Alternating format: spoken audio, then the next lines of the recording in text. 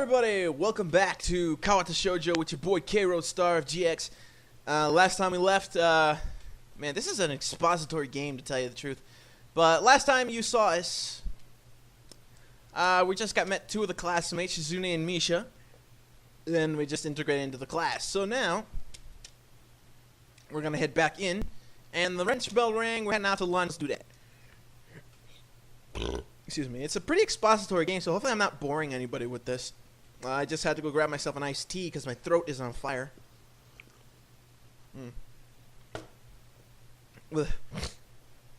Excuse me. Without knowing what else to do, I follow MISHA, who is beckoning me into the hallway and down the stairs. Actually, before we go on any further, I do want to warn that this game does have some adult moments near the end. It's kind of, I guess you could say this game is technically a dating sim. But, I guess once we get to that point, I'll probably just edit those parts out. You know, because,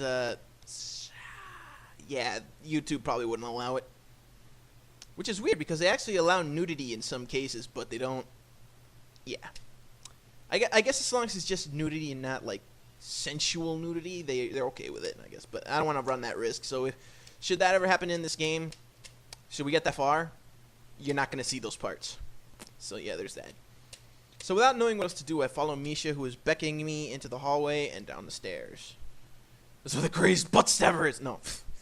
Why am I referencing other people? I don't know why I do that. It's a thing I've been doing it for years. I always reference other people. Bitch, I hate people. Okay, that's enough of that. We descend even below the lobby where I met Muto down to the bottom floor. Just like everything else in this school, the cafeteria seems too spacious and oddly modern in contrast to the classic exterior. Its big windows open to the courtyard towards the main gate. It's the cafeteria! I suck at female voices! Her enthusiastic statement of the obvious makes people around us stare, but MISHA doesn't seem to care, so we proceed to the line. Motherfucking Pinkie fucking pie. Okay? It's the human embodiment of Pinkie pie. Am I playing Equestria Girls? Is that it? Am I playing some sort of crazy disabled version of Equestria Girls? Is that it? Is that it? It's a dead ringer. It's a dead ringer. There's a rather long list of menu options, which seem great until I realized that many of them are to accommodate students who need special diets. How nice. It almost feels like I'm at the back of the hospital, eating portions measured with scientific precision to meet the needs of the patients. I pick something up to a table sitting opposite of her. As I nibble indifferently at the food I'd rather not eat, MISHA pokes me in the side to get my attention and points to Shizune. I don't understand signs, so the point escapes me. Maybe looking at a person who talks to you is proper and polite. Do you want to know something? What? About anything. We're your guide, so you should ask if there is something. I wonder.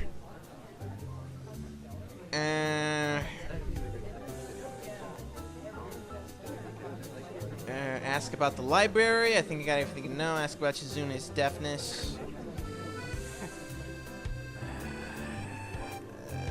I'm not sure. Some people are touchy when you ask them about their disabilities. My dad has a disability that I'd rather not mention. That I probably shouldn't mention. The one time I brought it out to him, he actually kicked my ass about it, so... Yeah, people get touchy about their disability, so you know what? I think I'll dodge that. I'll just ask about the library. Oh yeah, is there a library in the school? Lately I've gotten into reading a lot, so I'd like to check it out. MISHA gives the kind of frown that makes it clear she doesn't consider reading a healthy hobby, but then picks up her smile again. There is! It's in the second floor! We can show it to you sometime! Thanks. I return to my food while the girls talk between themselves. That's drunk Minecraft or drunk Kawata Shoujo. I don't... Actually, this isn't even booze, so I'm not drunk. That's good for the throat, though, man. MISHA and Shizune sign back and forth very animatedly, throwing sideways glances at me, but MISHA refrains from translating. Maybe they're talking about secret girls stuff or something. Ooh. I quickly notice a conversation in sign is not enough to fill a silence. We arrive in the classroom early, but we're not the first.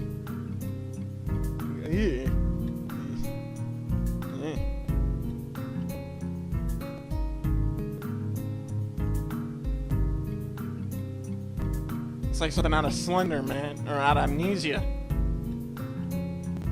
Holy fuck, what's wrong with that girl's face? Holy fuck. The dark-haired girl from earlier was slumped over her desk. She jumps a little when MISHA crashes into the room with an elegance of a rhino. What the fuck is wrong with you? What the fuck? She shrinks deeper into her seat. I can feel her tension all the way from here, as if she were slowly turning into stone just from our presence. Is that what it is? She's turning into a statue? Is there some sort of magic in this thing?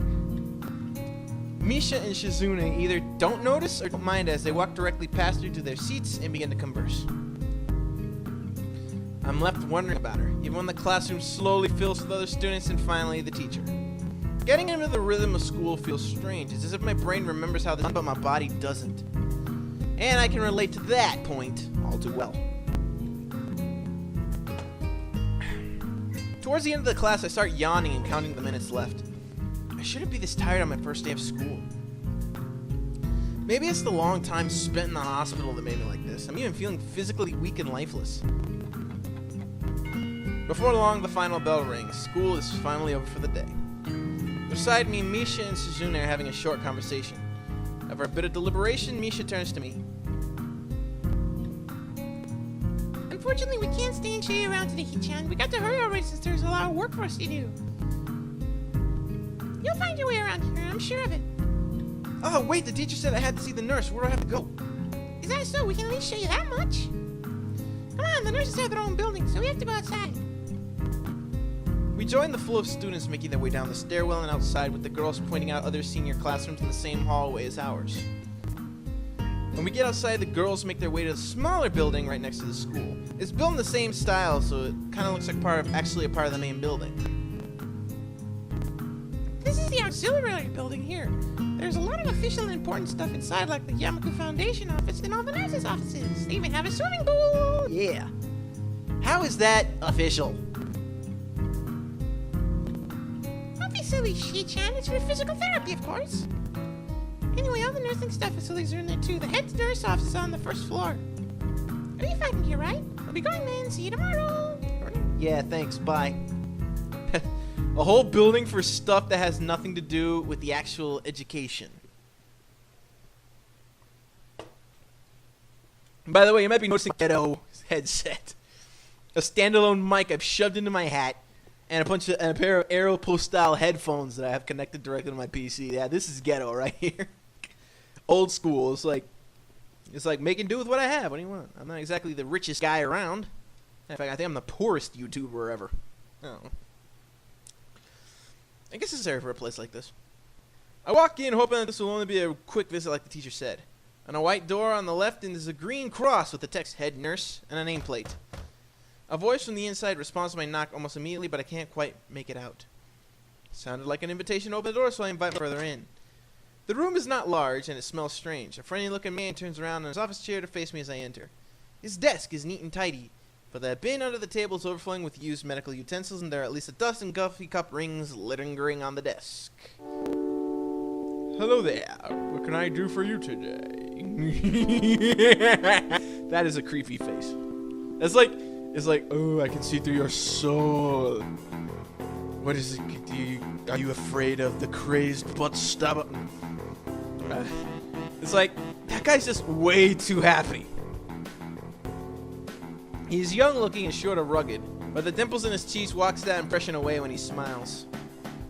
Are you the nurse? Creepy. He smiles like a person who has heard this very same question hundreds of times. Why, yes I am. It's just on the door, no? You can call me by my name, or just the nurse, like everyone else. I don't know why, but the nurse does not sound like a good name. I mean, I know there are male nurses, but calling them nurses actually just doesn't feel right in my opinion. It feels so weird. Of course, I shake off my confusion, realizing I should probably grab his extended hand. Listen to that jazzy beat.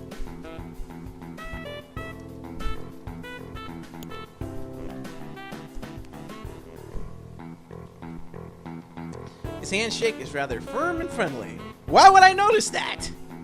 Right. Well, I'm a new student, and my homeroom teacher told me to come and meet you. My name is Shizao Nakai. His eyes light up with revelation, and he snaps his fingers. How can you tell they're shut? Oh, you're that Nakai. I was just reading your file in the morning. Oh, there you go. Now you open your eyes. Or at least one, anyway. Some kind of chronic arrhythmia and related congenital heart muscle deficiency, right? He gestures me to sit down in a vacant armchair in front of his desk. Yeah. Good. Well, you're probably briefed about the school, so I'll just go over this quickly. We have all kinds of facilities available, mostly physical therapy and such. There's always someone from my staff around, even at night, so never hesitate to call us if there's a problem. The famous 24-hour nursing staff. Wow, this is like a hospital. Well, not exactly. For instance, we don't do brain surgery here. And that's supposed to comfort me? His joke feels so out of place that I'm left thinking why even say, yeah, that is so out of place.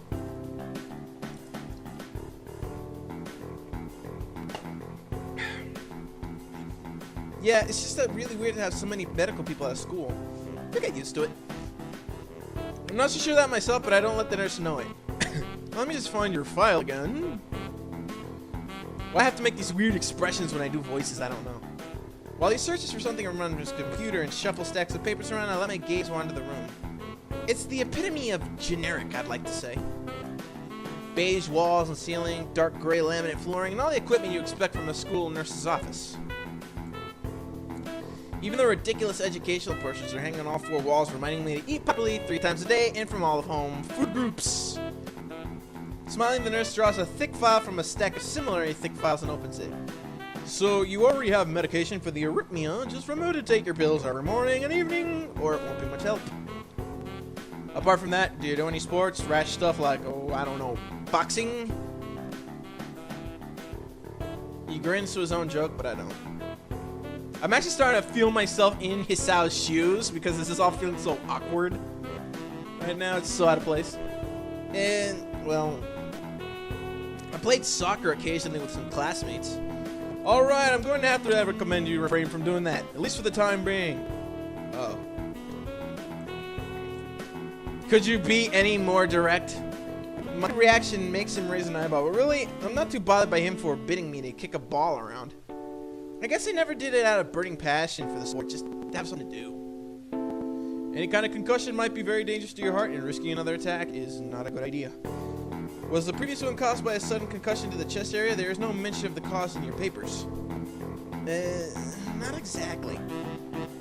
I sidestepped the question acceptably. When you think about it, it was because his heart was pounding because he was with the girl that he loved. So basically, the tension of the moment, that's what caused it. So it wasn't really a concussion, when you think about it. I sidestepped the question acceptably, and he glances over me over his papers with a more serious expression on his face. Still, you need to keep your body healthy, so some exercise would do you good.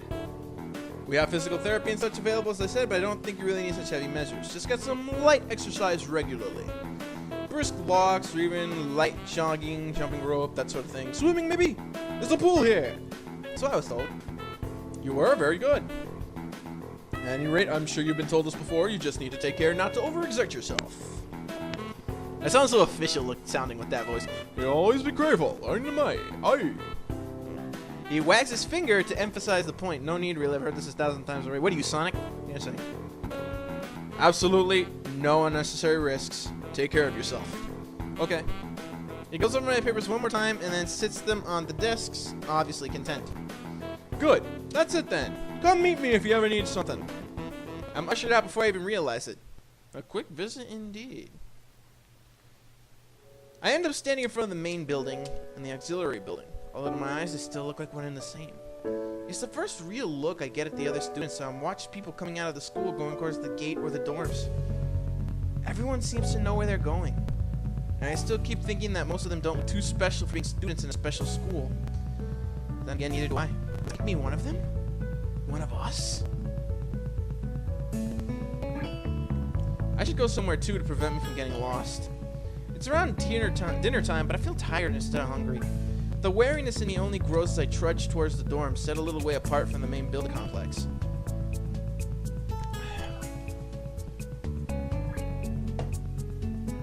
There's a garden of sorts between the school and the dorm, shrubbery, flowers, and an overbearing smell of fresh cut glass.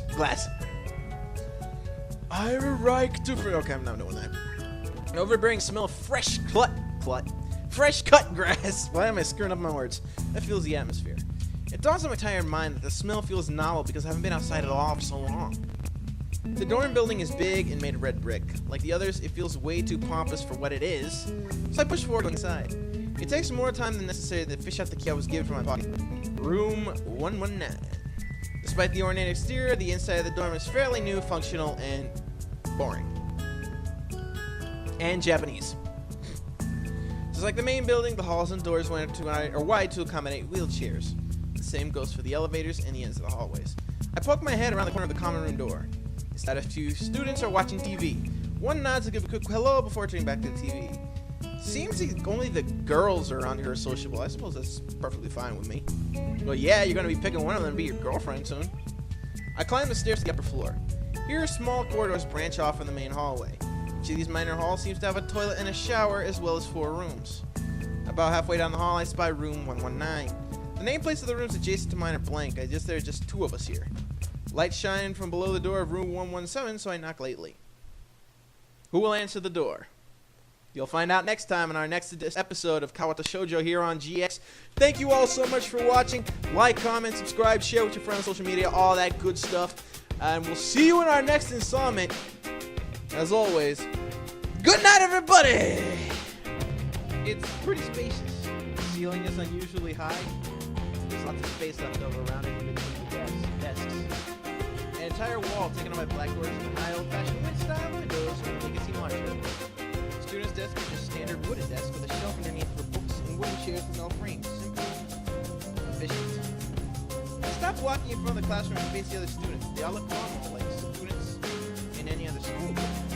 Why would they be here? They're probably like me and I have something wrong with them. It's not immediately obvious. Then I noticed that one of the girls seems to be missing a thumb of her right hand. It's a little jarring. Someone talking about you. I turn out the teacher speech halfway through while he introduced me to the class and